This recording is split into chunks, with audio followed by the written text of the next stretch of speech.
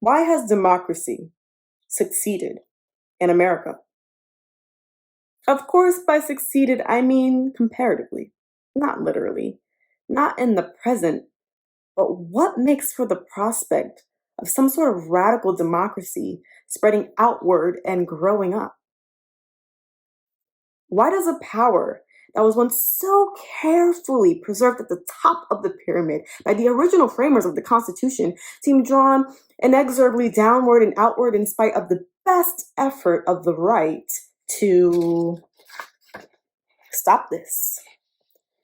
I mean, it's really the hard thing about being left in this country. The American left can't help but trip over all these petrified little fetishes. Freedom, that's the worst, you know. Jean Kirkpatrick, for God's sake, will go on and on about freedom. And so, what does that mean? The word freedom, when she talks about it, or human rights. You have Bush talking about human rights, and so what are these people talking about? They might as well be talking about the mating habits of the Venusians. These people don't begin to know what ontologically freedom is or human rights. Like they see these bourgeois property based rights of man type rights, but that's not enfranchisement, not democracy, not what's implicit, what's potential within the idea, not the idea with blood in it. That's just liberalism. The worst kind of liberalism, really, bourgeois tolerance. And what I think is that what age shows us is the limits of tolerance. That it's not enough to be tolerated because when the shit hits the fan, you find out how much tolerance is worth. Nothing. And underneath all the tolerance is intense, passionate hatred. hmm Well, don't you think it's true? It is.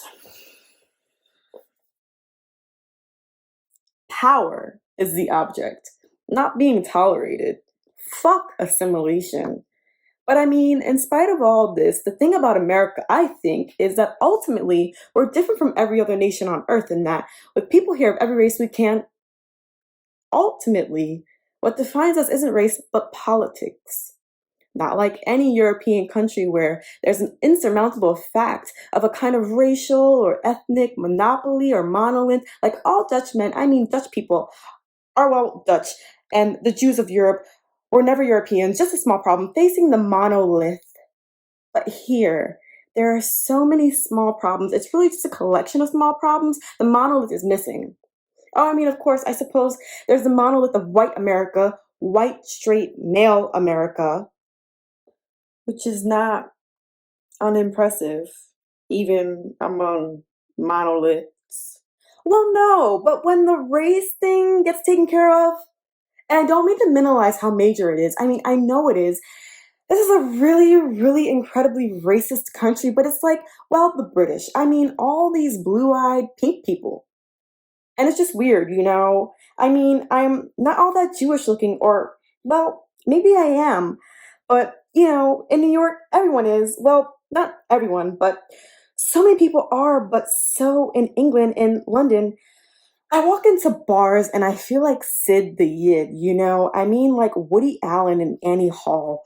When the payas and the garbadine coat and like never anywhere so much. I mean, not actively despised, not like they're Germans who I think are still terribly anti Semitic and racist too. I mean, black racists, they pretend otherwise. But anyway, in London, there's just, and at one point, I met this black gay guy from Jamaica who talked with a lilt, but he said his family had been living in London since before the Civil War, the American one, and how the English never let him forget for a minute that he wasn't blue eyed and pink.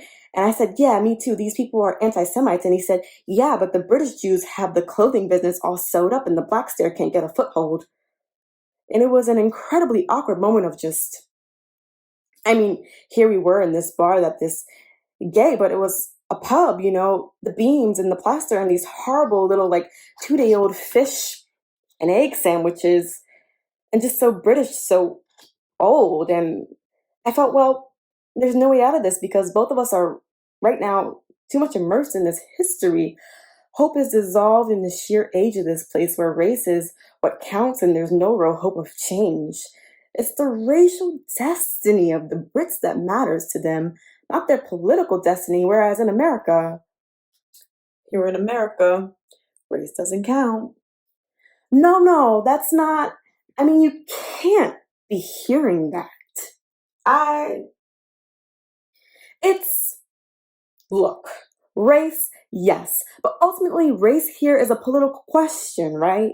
Racists just try to use race here as a tool in a political struggle. It's not really about race. Like, the spirituals try to use that stuff. Are you enlightened? Are you centered, channeled, whatever? This reaching out for a spiritual past in a country where no indigenous spirit exists.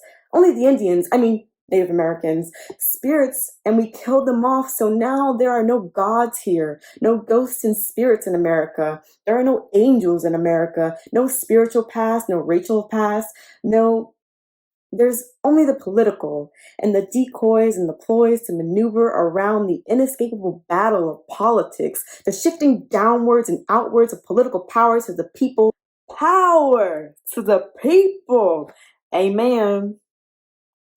Oh my goodness. Well, you look at the time. Do you think this is what? Racist or naive or something? Well, it's certainly something. Look, I just remembered I have an appointment. What? I mean, I really don't want to speak from some position of privilege, and I'm sitting here thinking eventually he's got to run out of steam, so I let you rattle on, saying about maybe 7 or 8 things I find really offensive.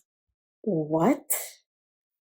But I know you, Lewis, and I know the guilt fueling this particular tirade is obviously already swollen bigger than your hemorrhoids. I don't have hemorrhoids. I hear different. May I finish? Yes, but I don't have hemorrhoids. So finally, when Pryor told you, he's an asshole. He shouldn't have. You promised, Lewis. Pryor is not a subject. You brought him up.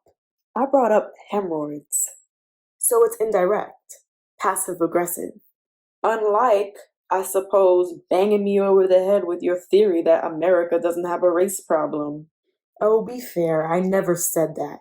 Not exactly, but I said, but it was close enough because if it'd been that blunt, I'd have just walked out and you deliberately misinterpreted. I stopped interrupting. I haven't been able to. Just let me. Oh, what?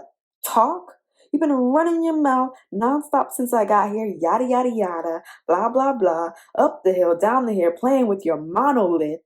Well, you could have joined in at any time instead of, and girlfriend, it is truly an awesome spectacle, but I got better things to do with my time than sit here listening to this racist bullshit just because I feel sorry for you that I am not a racist. Oh, come on. So maybe I am a racist, but oh, I really hate that. It's no fun picking on you, Lewis. You're so guilty. It's like throwing darts at a glob of jello. There's no satisfying hits, just quivering. Then darts just blop in and vanish. I just think when you are discussing lines of oppression, it gets very complicated and, oh, is that a fact? You know, we black drag queens have a rather intimate knowledge of the complexity of the lines of ex black drag queen. Actually, XX. You're doing drag again? I don't. Maybe. I don't have to tell you. Maybe. I think it's sexist. I didn't ask you. Well, it is. The gay community, I think, has to adopt the same attitudes towards drag as black women have to take towards black women blues singers. Oh my, we are walking dangerous tonight. Well, it's all internalized oppression, right? I mean, the masochism, the stereotypes, the. Lewis, Are you deliberately trying to make me hate you? No, I mean, are you deliberately transforming yourself into an arrogant, sexual, political, Stalinist slash racist flag waving thug for my benefit? You know what I think? What? You hate me because I'm a Jew. I'm leaving. It's true. You have no basis except your Lewis, it's good to know you haven't changed. You are still an honorary citizen of the Twilight Zone. And after your pale white polemics on behalf of racial insensitivity, you have a flaming fuck of a lot of a nerve calling me an anti-Semite. Now I really gotta go. You called me Lou the Jew. That was a joke. I didn't think it was funny. It was hostile. It was 3 years ago. So? You just called yourself Sid the Yid. That's not the same thing. Sid the Yid is different from Lou the Jew. Yes. Someday you'll have to explain that to me, but right now, you hate me because you hate black people. I do not. But I do think most black people are anti Semitic. Most black people. That's racist, Lewis. And I think most Jews, Louis Farrakhan, Ed Koch, Jesse Jackson. Jackson? Oh, really, Lewis? This is Town. Town. Lewis, you voted for Jesse Jackson. You send checks to the Rainbow Coalition. I'm ambivalent. The checks bounced. All your checks bounced, Lewis. You're ambivalent about everything. What's that supposed to mean? You may be dumber than shit, but I refuse to believe you can't figure it out. Try. I was never ambivalent about Pryor. I love him. I do. I really do. Nobody said different. Love and ambivalence are. Real love isn't ambivalent. Real love isn't ambivalent. I'd swear that's a line from my favorite best-selling paperback novel, In Love with the Night Mysterious, except I don't think you ever read it. I never read it, no. You ought to, instead of spending the rest of your life trying to get through democracy in America.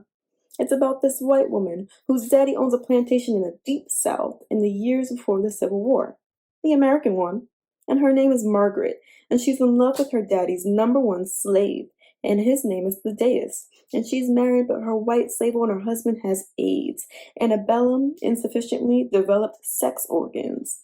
And there's a lot of hot stuff going down when Margaret and Thaddeus can catch a spare Taurus 10 under the cotton-picking moon. And then, of course, the Yankees come, and they set the slaves free, and the slaves string up old daddy and so on. Historical fiction. Somewhere in there, I recall Margaret and Thaddeus find time to discuss the nature of love. Her face is reflecting the flames of the burning plantation, you know, the way white people do. And his black face is dark in the night. And she says to him, Thaddeus, real love isn't ever ambivalent. Thaddeus looks at her. He's contemplating her thesis, and he isn't sure he agrees. Help me. I beg your pardon? You're a nurse. Give me something. I don't know what to do anymore. Last week at work, I screwed up the Xerox machine, like permanently, and so then I tripped on the subway steps and my glasses broke and I cut my forehead here. See? And my glasses broke and I cut my forehead here. And now I can't see much on my right. It's like the mark of Cain. Stupid, right? But it won't heal. And every morning I see it and I think, mark of Cain, biblical things, people who, in betraying what they love, betray what's truest to themselves. I feel nothing but cold for myself, just cold. And every night I miss him. I miss him so much, but then those sores and the smell and where I thought it was going, I could be sick too. Maybe I'm just sick too. I don't know. Please, tell him I love him. Can you do that? I've thought about it for a very long time and I still don't understand what love is. Justice is simple. Democracy is simple. Those things are unambivalent. But love is very hard. And it goes bad for you if you violate the hard law of love. I'm dying. He's dying. You just wish you were. Oh, cheer up, Lewis. Look at that heavy sky out there. Purple. Purple? Boy, what kind of a homosexual are you anyway? That's not purple, Mary. That color up there is mauve. All day today, it's felt like Thanksgiving. Soon this rumination will be blanketed white. You can smell it. Can you smell it? Smell what? Softness, compliance, forgiveness, grace. No. I can't help you learn that. I can't help you, Lewis. You're not my business. Ah, fuck. Smell what? Huh. Snow.